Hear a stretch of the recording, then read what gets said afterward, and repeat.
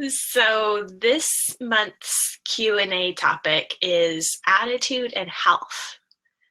Okay, good. So, and how the two are related. We kind of think of attitude as being our mind or our heart, and then health is just being our body and kind of separate them.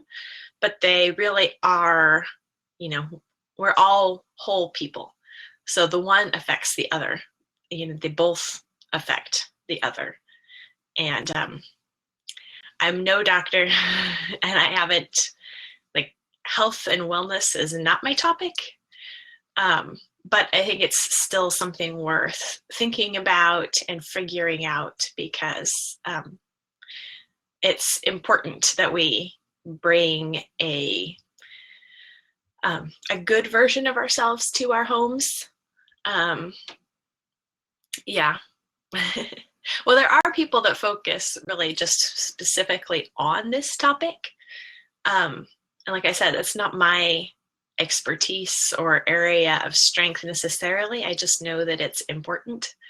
And I know from personal experience how big of a difference it makes when I'm drinking enough water, when I'm getting my steps. So I've got my Fitbit. When I get the amount of steps that I get, it makes a huge difference in just my mental and emotional resilience. Yes, that's true. It's good to remember with our kids too, because if they are having, trouble with math or just falling apart easily, it's like you don't necessarily need to have heart to heart figure out the emotional problems. Sort of, maybe you do, but maybe they just need a snack. They need to go run outside.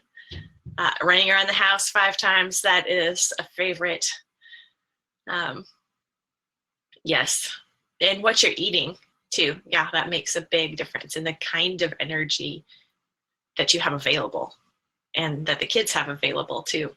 So it's a good thing to think about and kind of work out. And I need to teach my kids how to do jumping jacks, actually. Yeah, eating breakfast, it's like these are simple things. So we're not talking about like going paleo or doing a Whole30 or starting what's the one that's like the big time weightlifting, like CrossFit. Ooh, we have a mini trampoline that helped. So what are the small obvious steps that we could be taking that we just aren't?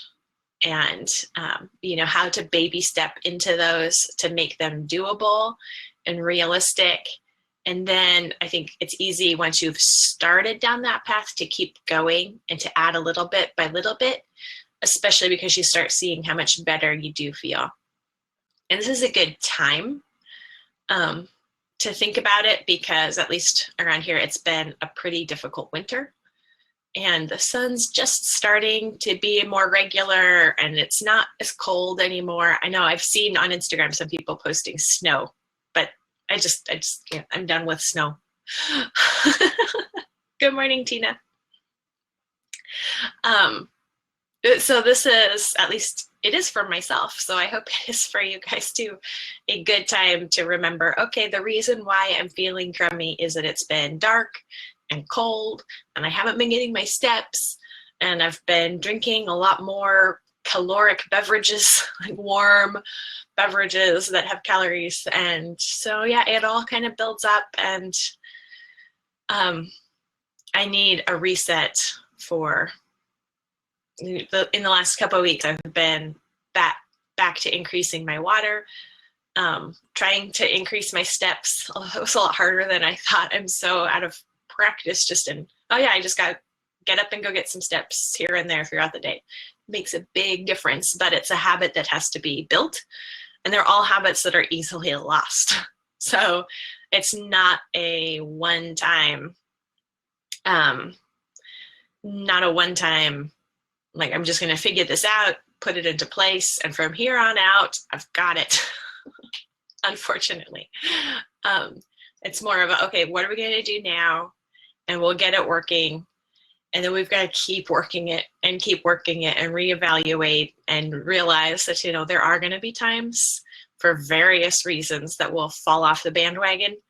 But at least, you know, if you've done it before and gone through those steps before, you know what those steps are.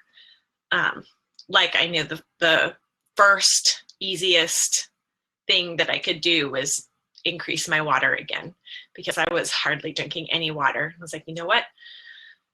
I know that I feel way better when I'm drinking, you know, like 100 ounces or a gallon of water a day.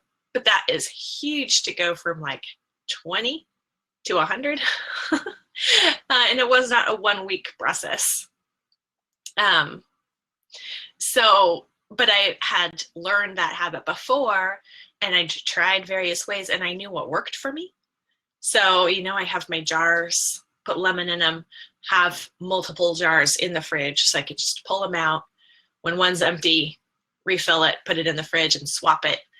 And so I had that, you know, tactic, that logistical thing so I knew how to get back into it. So think and brainstorm with me. What are the physical habits, the health habits that you know would make a difference, but you're kind of having that resistance to, or that you used to do, but you've fallen off the bandwagon? What kind of things are on your mind? Yes. And so thinking about